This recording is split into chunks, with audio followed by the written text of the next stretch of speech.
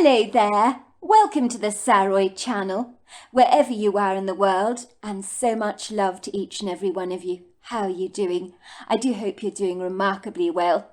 And I hope that you're going to get yourself something lovely and refreshing to drink.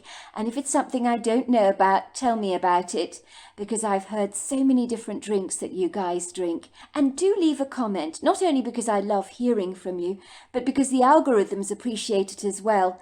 And I do get more exposure if you write comments, because the algorithms assume that you really enjoy the channel, so they promote me more. Let's get started with our story, shall we? Dear Sarah, and all your lovely listeners, the young boy sat in the back of the taxi cab, on the cool leather seats in the white Honda. For a brief moment he twiddled his thumbs rather awkwardly, briefly glancing out of the passenger side window, and then began to steadily busy himself, playing one of those games on his cell phone, as it kept emitting that pinging sound. To look at, he was about 12 years old. He could have been a wee bit older or younger. It was difficult to tell.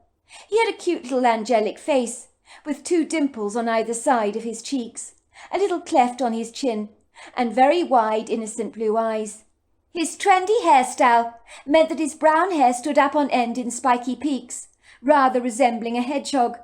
The look suited his cherubic face. He looked to be the kind of boy that would grow up to be a little heartthrob when he entered his 20s or early 30s. The taxi driver, Mr. Prt1 from Bangladesh, who had lived in Pennsylvania since he was in his early teens, had been commissioned to pick up the young boy from this green leafy upmarket Pennsylvania neighborhood where the family lived. It boasted coffee shops, bars, bakeries, boutiques, and art galleries. He arrived in his car promptly at the allocated time, as Mr. Prt1 liked to be punctual, and the traffic had been very good today. It was 3 p.m. in the afternoon. The boy's name was Jamie McHealy, and with a name like that it was very easy to discern that the father was of Scottish lineage, as in fact Mr. Prt1 had recognised his distinctive accent in their brief exchange, although the father appeared very aloof and remained standing in the doorway of their home, blowing his son a kiss. Mr. Prt1 liked the Scottish accent very much, but he strongly suspected their son Jamie spoke with an American drawl, much like his mother did, as like his mother he'd grown up in America, probably here in Pennsylvania.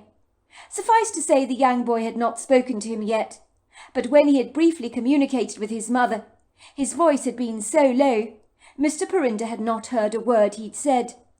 The somewhat aloof boy, who appeared to be as reticent as his father, sat impassively in the back seat, and pretty much ignored him, as if he was a fly on the wall. Mr. Prt1 realised that this young boy was likely not to say a single word during the 3.5-hour road trip, which likely meant the journey to the boy's grandfather's farmhouse would be a hell of a lot more boring than he'd anticipated. When it came to jobs, you could not exactly choose your passengers, which was a dreadful pity as far as Mr. Prt1 was concerned, because if he could choose his passengers like the food from a menu, he would choose colourful people that wore their hearts on their sleeves and would talk the entire way, because when that happened, time dissipated as fast as the rising steam from a kettle. Mr. Prt1 enjoyed learning about his passengers, where they came from, what they did for a living, what they thought about global warming and the dreadful paper straws they were now using to replace plastic.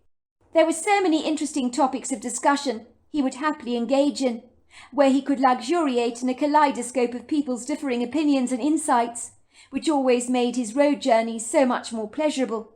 But a silent stranger, they were the very worst. This was going to be one of those long drawn-out car journeys, but Mr. Prt1 would have to grin and bear it. After all, he had a living to procure. Still, he could listen to some Rambinder Sangeet or ball music on the radio to keep himself entertained. Even though he lived in America, Mr. Prt1 was very proud of his Bangladeshan roots and celebrated them every day by thoroughly enjoying the spicy vegetarian food his wife cooked for him regularly. He always wore the traditional orange turban on his head, which meant courage and wisdom, and Mr. Prt1, without being immodest, considered himself to be a wise old soul indeed. It would seem his car always smelt of curry powder and garlic, possibly from the samosas he enjoyed in the car. He tried to conceal the smell, But pungent, very stubborn curry spices were not easy to subdue, even with the strongest of car fresheners. Still, none of his customers complained about the obtrusive smell, and at least he did not smoke, and a car that smelt of cigarette smoke, that was 100 times worse, he thought. Mr. Prinda enjoyed chatting to his passengers when he took them to their different locations, but he knew a shy person the moment he laid eyes on them, and this unassuming young boy was as reticent as they come, and was unlikely to even say boo to a goose. "Thank you so much, Mr. Prinda," the boy's young mother had said, shaking his hand effusively. For a woman that was so slight, Mr. Prinda was clandestinely impressed by the boy's mother's firm handshake. He had known men 5 times this petite woman's size, who had given him such a limp, fragile handshake by contrast, it had almost been pathetic. Mr. Prinda believed a handshake reflected your personality type. A weak handshake meant you were a follower, not a leader, and were easily influenced by the opinions of others, and struggled to have any of your own. A strong handshake meant you were ambitious, assertive, very successful. This woman's handshake was something in between, which meant she was likeable, well-grounded, reliable, fun-loving, and the kind of person you were likely to respect. "This is my son Jamie here," she told him, ruffling the twin peaks affectionately that proudly stood up on her son's head.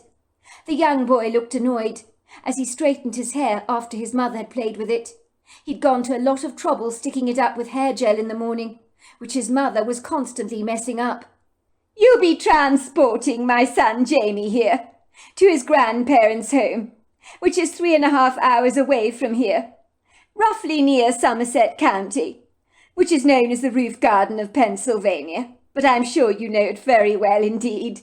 Mount Davis, I believe, is the highest point in the state. It's near where my parents live, only they live in a more remote part. It's a little bit off the beaten track, I'm afraid, and it's terribly easy to get lost there." Mr. Prinda glanced down at the address the woman had given him. "Ah, no, I don't worry about that. I know area well. A few remote farmhouses in those parts, but I will have no problem finding it." The boy's mother looked heartily relieved. "Oh, I am so glad to hear you say that, Mr. Prinda. I was saying it's so easy to get lost around there. Believe me, I know. I grew up there, you see, so I know that only too well. Even when I had my own car in my early 20s, a battered old Mazda it was, with a tail light that never got fixed, I was always getting desperately lost down those sequestered roads, and my long-suffering father had to come out to rescue me on several occasions. He was not best pleased with me, I hasten to say. I would drive around in circles, getting more and more lost. By all accounts, you can drive for miles, you see, and not see a single solitary soul in sight. My father, well, he's a very private person. He lives a hermetic existence. My mother is much the same, I'm afraid. They're a bit like 2 peas in a pod in that regard. They keep themselves to themselves. Now, the farmhouse, you just cannot miss it. It's made of stone and wood, with large sash windows. It's called Whispering Winds." "Not a chance, madam. I will not miss it. I have a GPS, and these days I don't need to use it. I know my way around these parts like the back of my hand, so I shan't have any problems in that regard," Mr. Prinda had told her confidently, with a reassuring swagger that made the boy's mother physically relax. The furrows in between her eyes were ironed away. She let out an audible sigh as relief washed over her like a cool breeze. She knew she'd done the right thing hiring Mr. Prinda. She needed a trustworthy, reliable driver who could be trusted and was familiar with Somerset County and the surrounding areas. "Oh, I am so grateful, Mr. Prinda. You have no idea. The taxi company told me you were the very best. The woman who took my call, what did she say? She said, 'You can sniff out any location with a blindfold on.' Now that is a compliment if ever I heard one. I only wish people would say the very same thing about me. But I have absolutely no sense of direction whatsoever, And thank God it's you, not me, driving my son to his grandparents' home. I'd probably need a rescue squad to come and find us," she teased. "Me and my husband, you see. We're flying to Scotland for a break. For a week's break, that is. I'm afraid I haven't managed to contact my father. He's one of those annoying people that never ever answers his cell phone. And even if he does, the cell phone reception in that area is hit and miss all the time. I wish to God he hadn't got rid of that landline of his. I can never, ever get hold of him. I tried all last week, but he just didn't answer his telephone, and it kept going to voicemail. Of course, I left him tons of messages, but whether he received them, God only knows. My father, I'm afraid, is not very enlightened by modern technology, and has no appreciation of it whatsoever. If he had his way, Mr. Prt1, we'd still be stuck in the days of the dinosaurs. I'd like you to tell him and my mother that Jamie will be staying with them for a week, even though I've made no prior arrangements with them. My parents stay at the farmhouse all the time, and will be absolutely thrilled to see their grandchild again, and be happy to take care of him for the entire week." "But what if they're not expecting your son, ma'am?" "Oh, Mr. Prt1, don't worry about that at all. They will not be expecting you to arrive with their grandson. But that is fine, I assure you. They're at the farmhouse all the time, as I was telling you. It'll be a lovely surprise for them. They will be more than happy to take care of Jamie here, and to get reacquainted with their grandson, whom they haven't seen in years. The last time they saw him, he was in a bassinet, a chubby little baby he was." "If you're sure, ma'am, I don't want to arrive there and find the place boarded up. It would not be the first time this has happened to me, nor do I think it will be the last." "Oh, I'm sure, Mr. Prt1, everything will be absolutely fine. Now, I spoke to my parents about 3 weeks ago. They sounded on top form, although our conversation was cut off. It's those mountains, you see. They always get in the way of a reception. Now, I would like you to pick him up, my son, from his grandfather's farmhouse on the 17th of May, when we'll be back from Scotland, and would be so grateful if you would return him to this address forthwith. Do you think you can do that for me, Mr. Prt1? You can pick him up from his grandparents' farm at 3 p.m. and then bring him back right here. I know you will have to make an extra journey to drive out there from Pennsylvania, on my account, but I would rather recruit the same driver for my son, both ways, if you don't mind. Naturally, I will cover all the expenses. Please let his grandparents know my arrangements. But I've written them a note," she said, handing an envelope to Mr. Prt1, who put it in his pocket. "No problem, madam," said Mr. Prt1, taking the boy's duffel bag from his mother and placing it in the back of the trunk. "Is this all your son is taking?" "Oh, absolutely, Mr. Prt1. One thing I have taught little Jamie here is to always travel light. There is nothing worse in the entire world than being bogged down with extra luggage." "Good point, madam," said Mr. Prt1. The boy's mother, a mousy-looking woman with shoulder-length chestnut brown hair, tied back in a neat ponytail, was wearing a flowery cotton dress, and she cradled her son in her arms and gave him a big hug. "Now you be a good boy for your grandfather and grandmother, will you?" she told him in a stern but friendly tone of voice. "Now your grandfather and grandmother don't know you're staying there for a week. I tried to contact them, of course, but they just did not answer their cell phone. But I want you to tell them, sweetheart, that me and your father have gone to Scotland for an entire week. We will be staying with my in-laws, your other grandparents in Scotland. That's what I want you to tell them.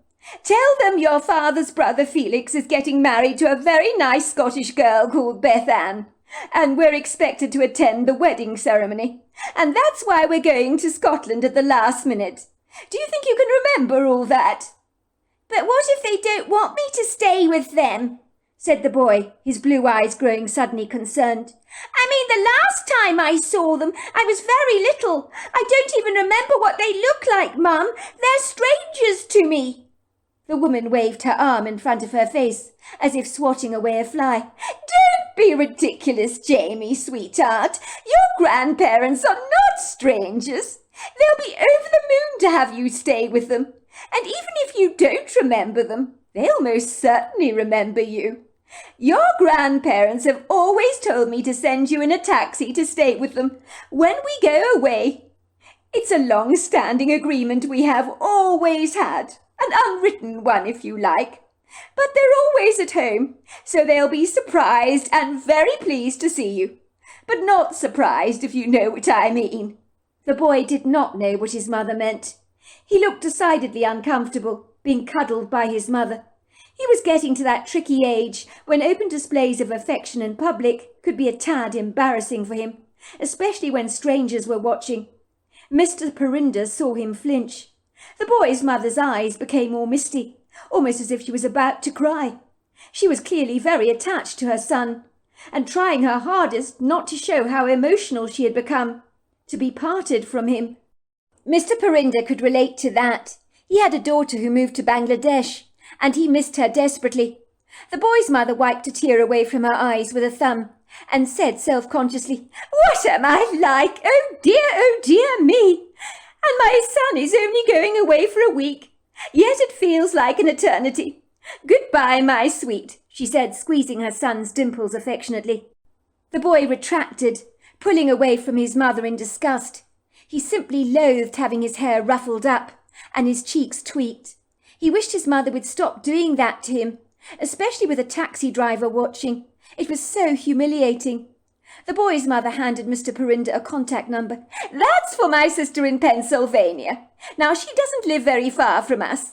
You can give her a call if you need any help if we're not around." Mr. Prt1 tucked the number in his pocket of his chinos and gave the boy's mother a warm smile. "Don't you worry, madam. I'll get your son safely to his grandparents." "Would you say Wind?" "Whispering Winds," corrected the mother. "Whispering Winds," she repeated. "Thank you, Mr. Prt1. I am so grateful, I can't tell you." The boy's father was still standing in the doorway of their home. He called out after his son, "Be a good boy, sport. Don't do anything I wouldn't do, which means you can do almost anything you like," he said with a cheeky grin. The young boy looked up at his father and nodded, and then climbed into the back seat of the taxi, gratefully sinking back into the cool leather seats.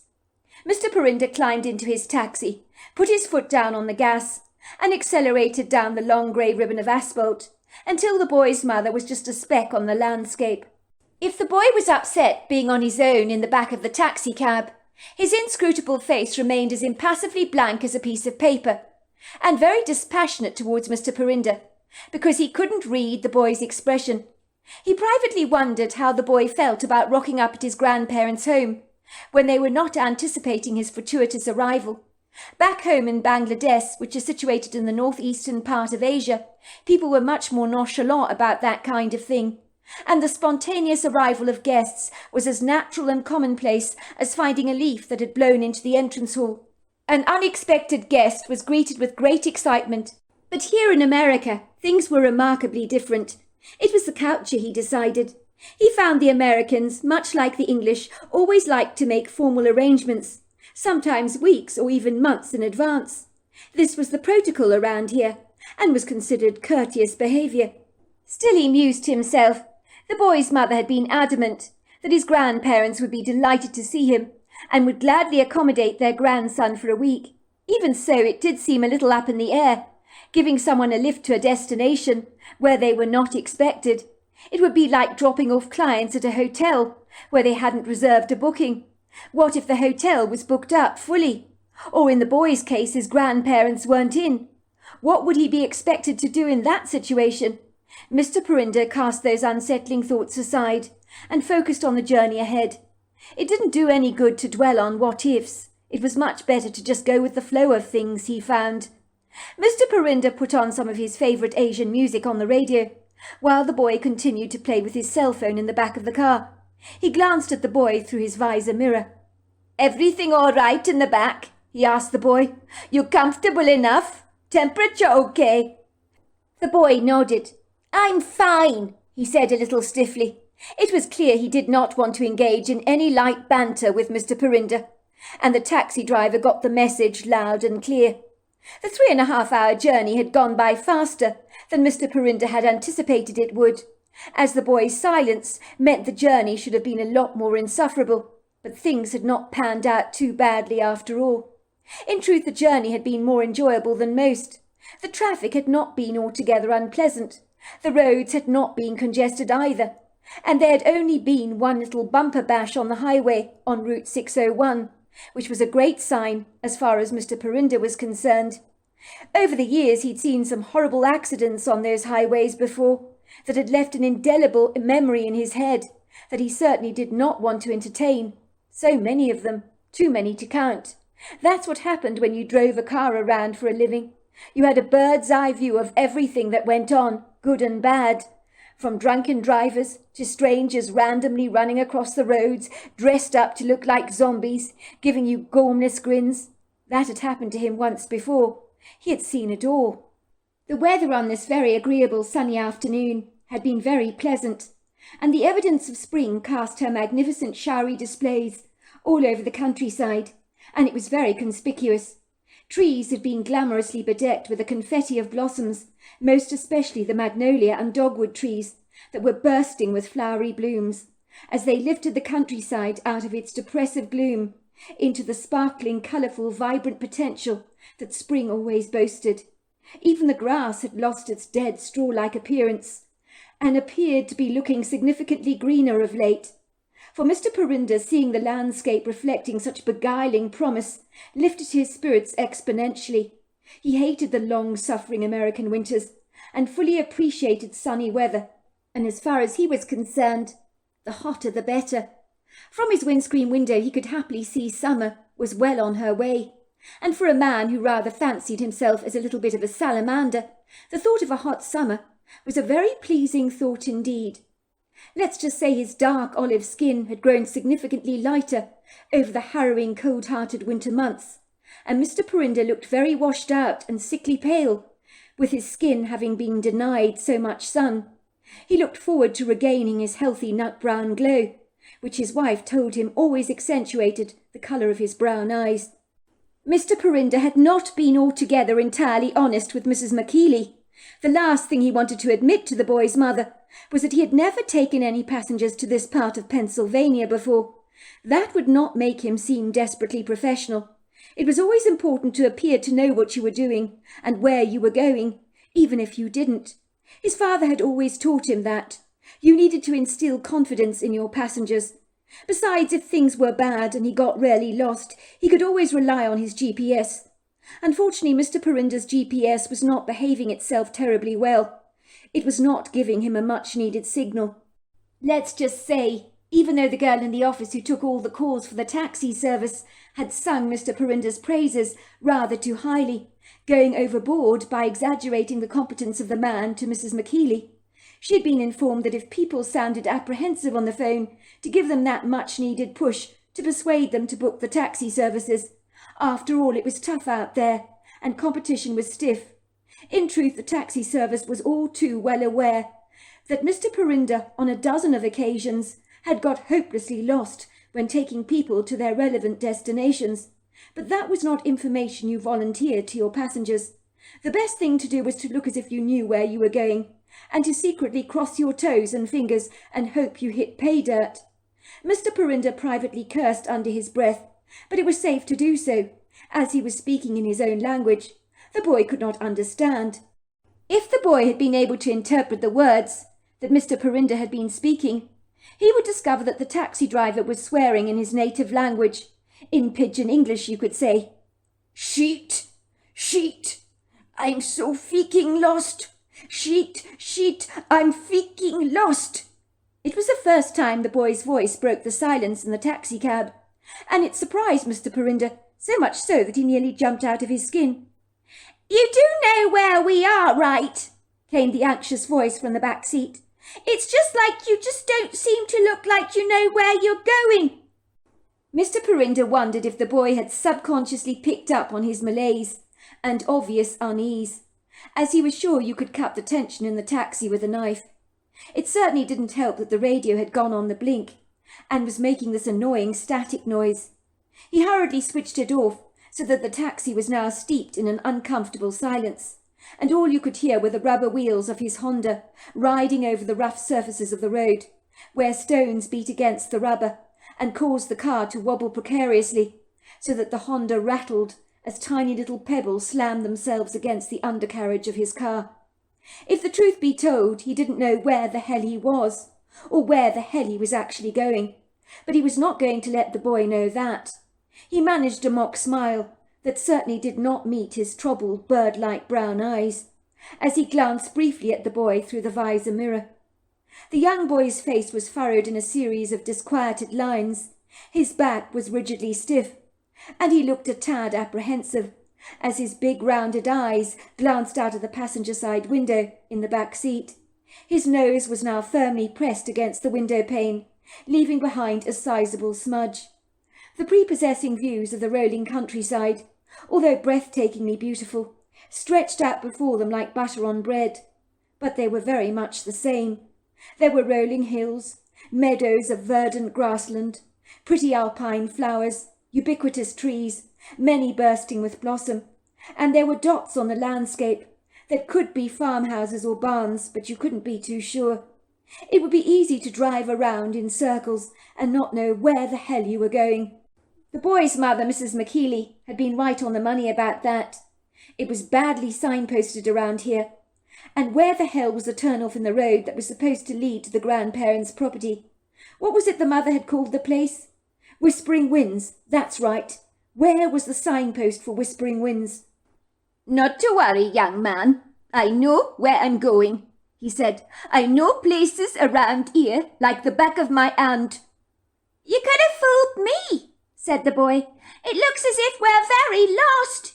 You've been going down this road already 3 times. We went past that honeydew sign 3 times. I know we have. I've been counting." "Lost?" said Mr. Prt1, pretending to sound shocked by the boy's impossible suggestion. No, I'm not lost. I tell you, we're nearly there, very nearly there. Me? No, Mr. Prt1, I never get lost, never." "My mother says it's very easy to get lost around here. And your GPS isn't working, is it? I can't even get a signal on my cell phone." "Don't worry, young man. I know exactly where we're going," said Mr. Prt1, in a voice that sounded more like a lamb's bleat, as he desperately tried to disguise his disquiet. To be a good taxi driver, a touch of bravado was essential for the job, but it was getting difficult to see a thing clearly. Everything was becoming significantly darker after the sun finally set over the horizon. It had happened all too quickly, as if the lights of the day had been turned down on a dimmer switch, and now the darkness was rolling in, and only a soft moon was giving him a little light. If only he'd left a little earlier, he'd not be crawling down these remote roads in the dark, playing a rather intimidating, daunting game of blind man's buff. I mean, it was almost impossible to see a damn thing, and the whole countryside had been swallowed by a dark hole, and all the trees and vegetation had become ambiguously vague, like an artist scribbles on a dark piece of paper. On a hunch, Mr. Prt1 took a turning at a fork in the road. He did not see any sign for Whispering Winds, but he was now driving down a long, rather smooth driveway, sighing with relief, and then he saw the stone and wood farmhouse coming into view, and was reasonably confident at long last he'd found the right farmhouse. With a handkerchief he wiped away the accumulative sweat from his brow. His heart, that had increased its pace, was beginning to calm down its frantic beats. "Well done, old boy," he told himself proudly. "You've succeeded to find the needle in the haystack. You're an exceptional taxi driver. A lesser man would never have found this place," he thought, unable to hide the triumphant feeling of self-congratulation that washed over him like a warm glow. Peggy Chester Lewis. Peggy was in her kitchen happily shelling peas for dinner, when she heard the sound of car wheels rolling down their driveway. How strange, she thought. She glanced up briefly at the kitchen clock. The time was 10 minutes past 7, and it was already pretty dark outside. The furrows between her pale blue eyes crinkled significantly, as she wondered who could be paying her a visit, at this bizarre time of the evening. They never got visitors to the farmhouse when darkness rolled in, unless they invited people over for an evening's barbecue. She suspected that her husband Hamish was lying fast asleep on the couch, as he would already have gone to the front door by now. Peggy quickly ran her hands under a cold tap, dried them, and wiped them against her apron, and then she ran hurriedly to the front door. There was a white Honda Accord parked outside her house, and in the soft illumination of the motion-activated outside lights, she saw a figure climbing out of the driver's side door, wearing an orange turban on his head. The man was going to the trunk of the car to remove a duffel bag from the back, which he retrieved, throwing the strap over his shoulders. She stood very still on the front porch outside the front door, staring with a bemused expression on her face, trying to make sense of what was transpiring before her. For a moment she was too shell-shocked to react. She watched as a young boy opened the back door of the vehicle, climbing out of the back seat. Soon the man with the orange turban was walking towards the front door, carrying the boy's duffel bag over his shoulders, and when he saw her, he greeted her with a big smile on his face. So there we are. That's the end of part 1. Part 2 is tomorrow night. I look forward to you joining me then. Until next time, goodbye and good night.